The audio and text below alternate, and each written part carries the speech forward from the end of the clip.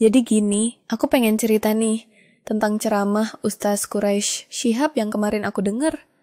Santai aja ya, kayak ngobrol sama temen. Jadi, Ustadz bilang sekarang banyak orang yang ngomong tentang cara penafsiran Al-Quran. Apalagi Kementerian Agama. Katanya lagi ngumpulin Al-Quran buat dibahas penafsirannya. Dan beliau juga dilibatkan. Nah, Ustadz Quraisy Shihab ini jelasin kalau yang bahaya tuh kalau kita nganggep Al-Quran itu cuma produk budaya doang, itu salah banget. Dia ceritain juga tentang gimana dulu beliau pernah nggak setuju sama metode belajar yang kayak di luar negeri.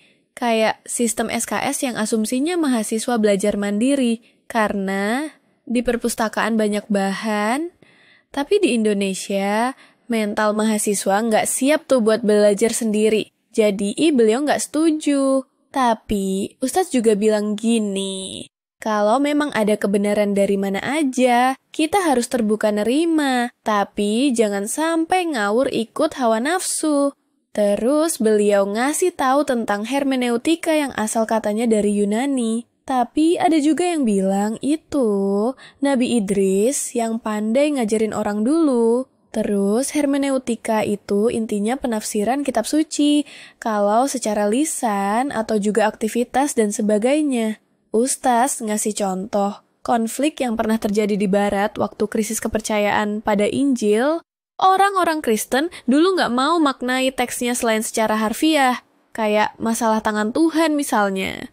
Sampai akhirnya muncul pertentangan antara ilmuwan sama pemahaman gereja. Nah, Ustadz juga jelasin tentang beda Al-Quran sama Injil. Al-Quran itu masih asli bahasa Arab dan langsung dihafal sejak Nabi Muhammad dulu, jadi dia bilang, nggak bisa deh kita pakai metode penafsiran dari Barat buat Al-Quran, karena beda konteks dan asalnya. Terus, soal ada pihak yang bilang, Al-Quran itu cuma produk budaya, Ustaz, tegas banget itu salah besar. Karena kalau kita ganti satu kata aja di Al-Quran, kita bisa kena hukum berat.